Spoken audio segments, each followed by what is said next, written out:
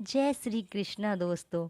हिंदू पंचांग व धर्म के अनुसार कार्तिक मास भगवान विष्णु को समर्पित है, जिसे संपूर्ण रूप से हिंदू धर्म के त्योहारों का विशेष पर्व माना जाता है।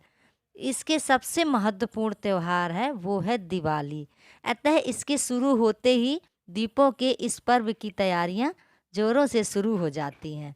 जहां इस मास में खास तौर पर तुलसी व शालिग्राम की पूजा का अधिक महत्व है, वहीं दिवाली पर माँ लक्ष्मी और भगवान गणेश की पूजा का विशेष महत्व है।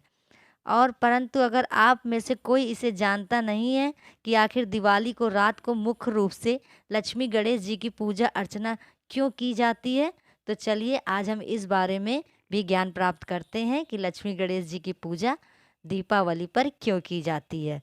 कहा जाता है कि धन की देवी माँ लक्ष्मी इस दिन घर में प्रवेश करती हैं। इस दिन धन संपदा और शांति के लिए लक्ष्मी और गणेश भगवान की विशेष पूजा और अर्चना का आयोजन होता है। इसी के साथ अगर धार्मिक मान्यताओं की माने तो कार्तिक मास की कृष्ण पक्ष की अमावस्या यानी दीपावली के दिन ही समुद्र मंथन से माँ लक्ष्मी का आगमन हुआ था। एक अन्य मान्यता के अनुसार इस दिन माँ लक्ष्मी का जन्म दिवस भी होता है।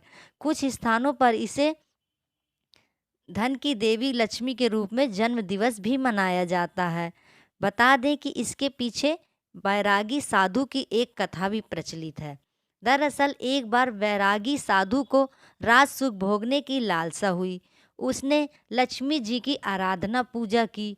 उसकी आराधना से लक्ष्मी जी प्रसन्न हुई और उसे साक्षात दर्शन देकर वरदान दिया कि उसे उच्च पद और सम्मान प्राप्त होगा। दूसरे दिन वैरागी साधु राज दरबार में पहुंचा। वरदान मिलने के बाद उसे अभिमान हो गया। उसने राजा को धक्का मारा, जिससे राजा का मुकुट नीचे गिर गया। राजा व उसके दरबारीगण उसे मारने के लिए दौड़े, लेकिन इसी बीच राजा के गिरे हुए मुकुट से एक काला नाग निकलकर भागने लगा। फिर क्या था, राजा ने इसे साधु का चमत्कार समझकर उसे अपना मंत्री बना लिया व उसे रहने के लिए अलग से एक महल भी दे दिया। इसी तरह फिर एक दिन उस साधु ने राजा से अनजाने में राजा की जान बचा ली और ऐसे ही साधु को वाहवाही मिल गई। इससे उसका अहंकार और भी बढ़ गया। इसके बाद अहंकारी साधु ने भगवान गणेश की प्रतिमा को बुरा बताते हुए महल से उसे हटवा दिया। फिर क्या, बुद्धि और विवेक के दाता भगवान गणेश उससे नाराज हो गए। उसी दिन से उस मंत्री बने साधु की बुद्धि बिगड़ गई। वह उल्टा पुल्टा करने लगा। तभी राजा ने उस साधु से नाराज होकर उसे कारागार में डाल दिया। साधु जेल में लक्ष्मी जी की आराधना करने लगा। फिर माँ लक्ष्मी प्रकट हुई और दर्शन देकर उससे कहा, तुमने गणेश जी का अपमान किया है, इसलिए गणेश जी की आराधना करके उन्हें प्रसन्न करो।